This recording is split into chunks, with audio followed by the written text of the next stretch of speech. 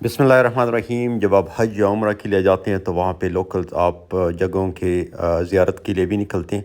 तो हमने भी एक दिन उम्रे के दौरान फ़ैसला किया कि हमने ये मुख्तलिफ़ जगहों की ज़ियारत करनी है। तो हम अपने होटल से निकल गए अपने बच्चों को लेके। सबसे पहले हम पहुँच गए गार सौर। गार सौर आप सबको पता है कि जब नबी अलैहिस्सलाम हिजरत कर रहे थे तो यहाँ पे हज़रत अबू बकर सिद्दीक़ के साथ उसने वक्त गुजारा था और काफिरों से यहाँ पे उसने अपने आप को बचाया था। उसके बाद फिर हम निकल गए आगे। आगे एक वैली आती है, उसको हवाई कहते हैं। इसमें मौलाना सुदैस का भी घर है और ये इनका पोश इलाका है मक्के का। फिर उसके बाद नवाज़ शरीफ का वो महल, जब नवाज़ शरीफ को मुशर्रफ ने बाहर भेजा था, वो इसी महल में बाहर इसने क़याम किया था 1 महीने के लिए, लेकिन फिर भी वो इंसान नहीं बना। ये जो निशान आपको नज़र आ रही है, ये मक्का की हदूद है, हरम की हदूद है। यहाँ तक हरम की हदूद आते हैं। फिर उसके बाद एक यूनिवर्सिटी आती है, उसको कहते हैं जामिया उम्मुल कुरा। ये जो आपको नज़र आ रही है, ये जामिया उम्मुल कुरा, ये तकरीबन 100 एकड़ की ज़मीन पर है। और इसमें जितने भी हरमैन की जितने भी उलमा हैं, जो वहाँ पे इमाम हैं, वो सब इससे फ़ारिग है। वो सारी PhD है और हर के पास इसकी डिग्री होना लाजमी है। फिर उसके बाद हम पहुँच गए अरफ़ात। अरफ़ात के मैदान आप अब मैदान नहीं रहा, उसमें आबादियाँ बनी हुई है, उसमें दरख्त है, उसमें ख़ेमों के ये जो निशानात हैं, निशानात तो आप नहीं कह सकते, अब भी वही ख़ेमे हैं लेकिन इन पर चादरी नहीं है। इनके स्टैंड्स कड़ी हैं और हज के दौरान इनके ऊपर फिर वो स्टैंड डालते हैं और लोग फिर इसमें क़याम करते हैं। इसमें तरह तरह के दरख्त भी इसमें लेकिन वो दरख्त इतनी ज़्यादा वो अभी इतने बड़े दरख्त नहीं बने कि वो पूरे इलाके को या पूरी उस मैदान को कवर कर सकें। इसके बाद हम पहुंच गए मैं उस पे जबल रहमत पे, और बच्चों ने ऊपर जाके वो जगह देखी, लेकिन मैं अपने छोटी बेटी के साथ रह गया क्योंकि उसको जब भी कबूतर नज़र आते थे तो बस उसकी ईद हो जाती थी। वो उसके पीछे दौड़ते थे और उसके साथ वो खेलते थे। और ऊपर से ये फुहारों से पानी भी नीचे गिर रहा था, हवा भी चल रही थी, तो काफ़ी ज़बरदस्त मौसम था। हाँ, मैं छोटे बेटे के साथ नीचे मैंने इंजॉय किया। फिर वहाँ हम अरफ़ात से निकले, वही ख़ेमे और उनके स्टैंड्स वो नज़र सारे आपको नज़र आ रही हैं। माशाल्लाह बड़े खूबसूरत नज़र आते हैं। हज के दौरान तो ये चीज़ें नज़र नहीं आती, लेकिन वैसे आप उसको बड़े आराम से देख सकते हैं। ये फिर मस्जिद नमरा के करीब से हम होके गुज़रे, वो बंद है क्योंकि आपको पता है साल में ये सिर्फ़ एक दिन के लिए खोल दिया जाता है। इसमें 2 अज़ानें होती हैं और 2 नमाज़ें पढ़ी जाती है, एक मगरिब की और एक ज़ोहर की और एक असर की, ठीक है। फिर उसके बाद ये पूरा साल ये बंद रहता है, ठीक है। तो वहाँ पे हमें टाइम नहीं मिला कि हम नफल पढ़ें, और वहाँ से फिर हम आगे की तरफ निकल गए। आगे की तरफ जब हम निकले तो वो जो मेन ट्रैक है, जिस ट्रैक से पैदल हाजी मैदान अरफ़ात से मुज़दलिफ़ा की तरफ आते हैं, हम उस ट्रैक पे पहुँच गए, ठीक है। ये मस्जिद नमरा का दूसरा साइड है और इसके बाद फिर वो ट्रैक शुरू हो जाती है। ये ट्रैक है, ये पहले वैसे ही एक ट्रैक बना हुआ था, लेकिन अब प्रॉपर इन्होंने वॉकिंग के लिए एक ज़बरदस्त वो बनाई है। ऊपर से फुहारे भी लगे हैं और जब हाजी साहिबान इससे गुज़रते हैं तो इनके ऊपर से वो पानी भी छिड़कते हैं, उसका फुहार होता है, ठीक है। तो माशाल्लाह ये बड़ा ज़बरदस्त काफ़ी बेहतरीन बना हुआ है। वैसे आप नॉर्मल दिनों में इसके ऊपर गाड़ी भी दौड़ा सकते हैं।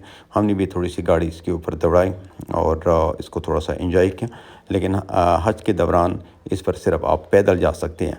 बाकी लोग या तो ट्रेन के ज़रिए जाते हैं या फिर बसों के ज़रिए जाते हैं। ये देखिए इसका बड़ा खूबसूरत मंज़र है।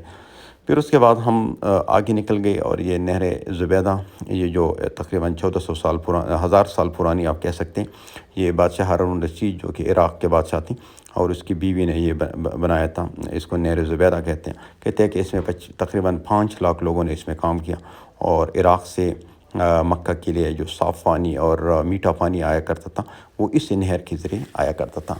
अब तो ये वीरान पड़ा हुआ है। मेरा तो अगर दिल चाहे तो मैं ये कह सकता हूँ कि इसको अब भी आबाद कराना चाहिए और इसमें वहाँ से एक निशानी के तौर पे इसको कनेक्ट करना चाहिए, और वहाँ से अगर पानी इराक़ में है अब भी तो वो मक्का की तरफ आना चाहिए। मक्का में अब जो पानी यूज़ हो रहा है वो समंदर से निकालते हैं और उसकी डिसॉल्टिंग करते हैं, उससे नमक निकालते हैं और वो पानी फिर लोग बाथरूम्स में बाथिंग के लिए और कपड़ों के लिए और इन चीज़ों के लिए इस्तेमाल करते हैं।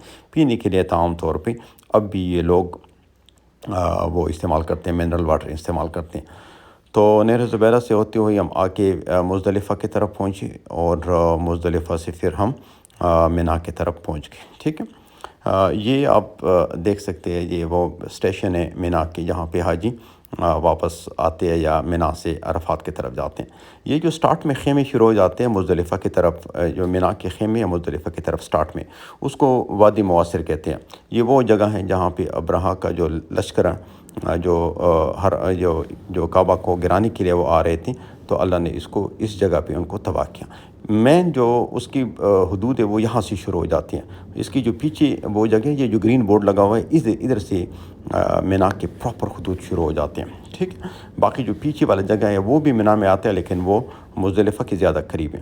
وہ جو اوپر چھوٹا سا نشان آپ کو نظر آتا ہے، یہ وہ مقام ہے جہاں پہ حضرت ابراہیم علیہ السلام نے حضرت اسماعیل علیہ السلام کو ذبح کرنے کے لیے یہاں پہ گرایا تھا، اور پھر بعد میں اللہ کی طرف سے حکم آیا اور دمبے ذبح ہو گئے۔ یہ اوپر جو محلات ہیں یہ کنگز کے ہیں، اور اب میں آپ کو یہ سارا مینا کا جو میدان ہے وہ میں دکھا رہا ہوں۔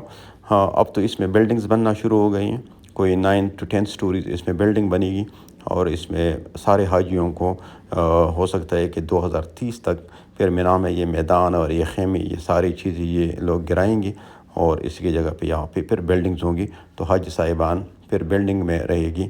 مطلب مینا کا اسی طرح میدان، یہ جو اس کا بڑا اپنا مزہ ہوتا ہے، یہ پھر آپ کو نہیں ملے گا، شاید 2030 کے بعد یہ آپ کو پھر نہیں ملے گا۔ یہاں سے بڑا خوبصورت ویو بنتا ہے۔ تو پھر ہم آگے نیچے جمرات کی طرف، یہ جو سفید وہ چھتری ہے یہ جمرات کی ہیں، یہ جو سب سے بڑا وہ ہے۔ اچھا، پھر جمرات سے جب جیسے آپ نیچے کی طرف آتے ہیں، یہاں پہ ایک مسجد ہے، یہ پہاڑوں کی کھدائی کے دوران یہاں سے نکلی، اور یہ مسجد اس کو بیت الثانی کہتے ہیں۔ بیت الثانی مسجد کہتے ہیں کہ یہاں پہ 70 لوگ کافر تھے جو کہ مسلمان ہو گئے تھے، اور اس نے نبی علیہ السلام کے ہاتھوں بیعت کی۔ یہ جو علاقہ ہے اس کو شیشہ کہتے ہیں، یہ بھی اس کے بڑا قریب ہے، جمرات کے بڑا قریب ہے۔ تو اگر آپ کا ہوٹل یہاں پہ، تو آپ جمرات بڑے آرام سے انجوائے کر سکتے ہیں۔ پھر ہم آ گئے نیچے غار حرا کی طرف۔ غار حرا کے بچوں نے اوپر جانے کی کوشش کی، لیکن چونکہ ٹائم کم تھا تو ہم وہاں سے بھی آگے نکل گئے، اور ہم پھر مکہ کی طرف واپس آئے، ٹھیک ہے۔ یہ مسجد جن ہے۔ مسجد جن آپ کو مشہور، آپ کو پتہ ہے کہ نبی علیہ السلام جب بھی یہاں پہ آتے تھے، عبداللہ ابن حارث رضی اللہ عنہ اپنے ساتھ لے کے آتے تھے، اور وہ جنات کو تبلیغ کیا کرتے تھے، ٹھیک ہے۔ یہ جو مسجد ہے اس کو مسجد شجر کہتے ہیں، اور وہ مسجد اس کو مسجد فتح کہتے ہیں، ٹھیک ہے۔ تو یہاں پہ وہ نبی علیہ السلام نے درخت کو وہ بلایا تھا اور اس کے ساتھ باتیں کی۔ پھر آگے یہ جنت المالا ہے، جہاں پہ حضرت خدیجہ اور نبی علیہ السلام کے جو بیٹے ہیں ان کے قبریں اسی قبرستان میں، اس کو جنت المالا کہتے ہیں، ٹھیک ہے۔ اس کے بعد پھر ہم آگے نکل گئے، اور یہ آپ کو ایک پہاڑ ابھی دکھاتا ہوں۔ ابھی تو پہاڑ نہیں ہے، خیر اس کے اوپر وہ کلاک ٹاور بنا ہوئے، لیکن اس کو کہتے ہیں جبل القبیس۔ جبل القبیس، تو جبل القبیس وہ پہاڑ ہے جہاں پہ نبی علیہ السلام نے چاند کی طرف اشارہ کیا تھا، اور چاند کے 2 ٹکڑے ہو گئے تھے۔